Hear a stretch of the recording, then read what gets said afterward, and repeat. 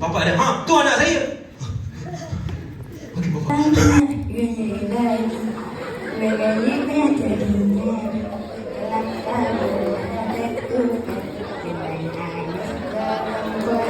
Kau!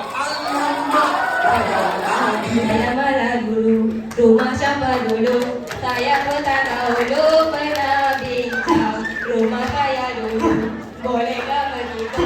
Ramai yang dari boleh datang. Kumpul kau ke mikrofon, nangis.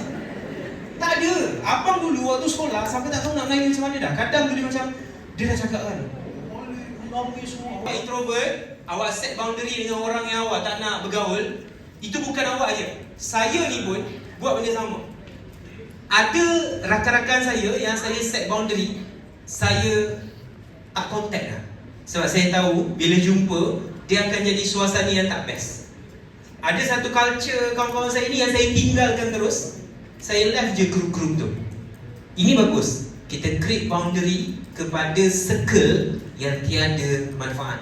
Tetapi dalam budaya, kalau kata bab tadi, betul apa Fetri Yahya tu kata, kalau kita tak nak beradab, jangan tutup ianya dengan introvert.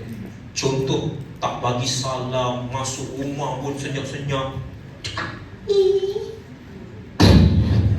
Tetamu semua ni. Lalu lepas tu bapak ada, tu anak saya. Okey bapak.